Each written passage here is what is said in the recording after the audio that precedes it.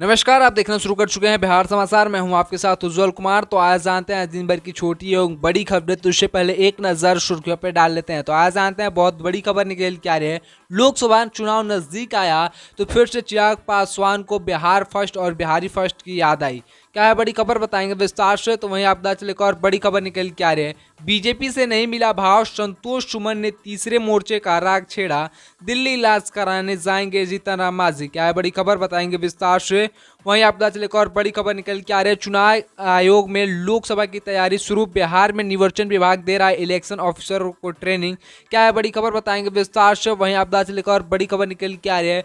प्रचंड गर्मी से बिहार में सूखे जैसे हालात, क्या है नीतीश सरकार की राहत व एडवाइस प्लानिंग। क्या है बड़ी खबर, बताएंगे विस्तार से। तो वहीं आप चले एक और बड़ी खबर निकल के आ रही है। डर गई है बीजेपी, 450 सीट पर आमने सामने की लड़ाई हुई तो मुश्किल होगी, त्यागी बोले नीतीश पीएम कैंडिडेट नहीं। क्या है बड़ी खबर, बताएंगे विस्तार से। वहीं आप चले एक और बड़ी खबर निकल के आ रही है। बिहार के इन जिलों में अगले कुछ घंटों में होगी बारिश, वज्रपात का भी अलर्ट, आईएमडी ने जारी की एडवाइजर।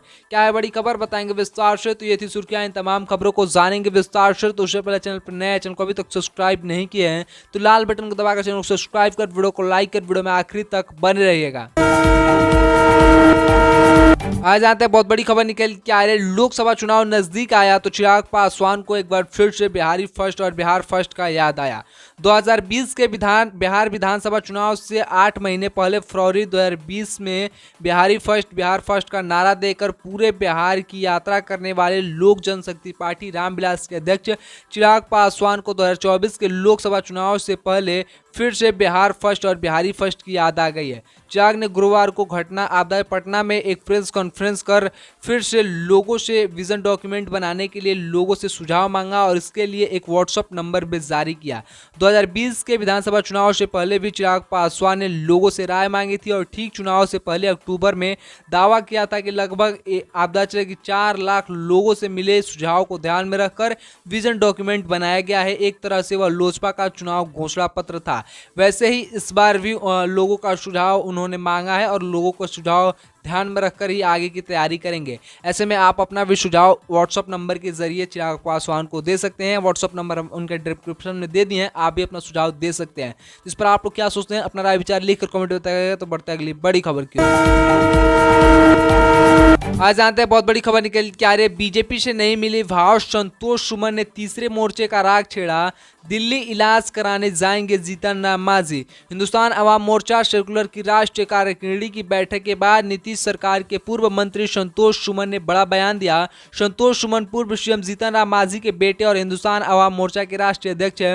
उन्होंने कहा कि हम पार्टी के पास थर्ड फ्रंट का विकल्प खुला है। अगर किसी दल से सम्मानजनक बात नहीं बनती है तो आप थर्ड फ्रंट पर विचार किया जाएगा। उन्होंने कहा कि सोमवार शाम को जीतन राम मांझी साथ वह दिल्ली जाएंगे।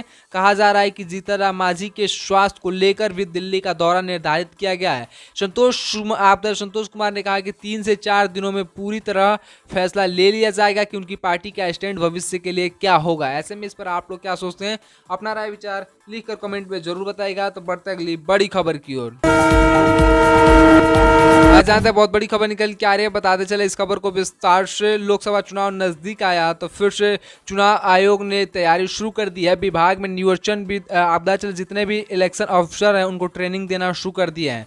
साल 2024 में होने वाले लोकसभा चुनाव को लेकर राजनीतिक दलों के साथ साथ निर्वाचन आयोग ने भी तैयारी शुरू कर दी है। बिहार राज्य निर्वाचन आयोग की ओर से अधिकारियों को प्रशिक्षण देने की तैयारी चल रही है। जानकारी के मुताबिक 22 जून तक चुनाव की प्रक्रिया की जानकारी दी जाएगी। इसमें निष्पक्ष एवं आपदा रूप से सफलतापूर्वक चुनाव कराने के लिए अधिकारियों को प्रशिक्षित किया जा रहा है। आपदा जानकारी के मुताबिक निर्वाचन विभाग राज्य के 120 पदाधिकारियों को चुनाव के लिए आवश्यक प्रशिक्षण दिया जाएगा। यह 120 ऑफिसर निर्वाचन अधिकारी हैं। इन्हें निर्वाचन आयोग द्वारा चयनित एवं अनुशासित मास्टर ट्रेनिंग प्रशिक्षण देंगे।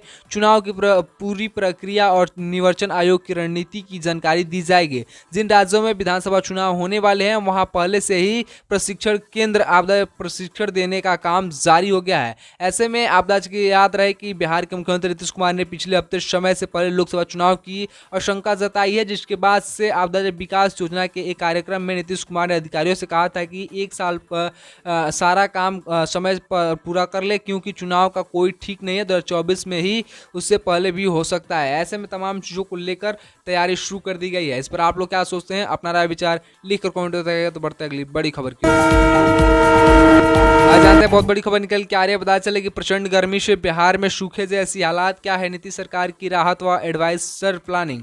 बिहार के इन दिनों प्रचंड गर्मी पड़ रही है। पता चले आम आदमी से लेकर पशु पक्षी पेड़ पौधे भी प्रभावित हो रहे हैं। कई नदियां सूख गई है और कई धान की खेती के लिए बोया गया बीज जल रहा है। ऐसे में राज्य के सुखाड़ होने वाली संभावना इलाकों में किसानों को राज्य सरकार मदद देगी। उन्हें 15,000 रुपये 15 फसलों के लिए आकस्मिक फसल योजना का लाभ मिलेगा। इस संबंध में कृषि विभाग ने आदेश जारी कर दिया है। इस पर आप भी इसका अनुदान इसका योजना उठा सकते हैं लाभ। जी हाँ दोस्तों, तो बढ़ते अगली बड़ी खबर की ओर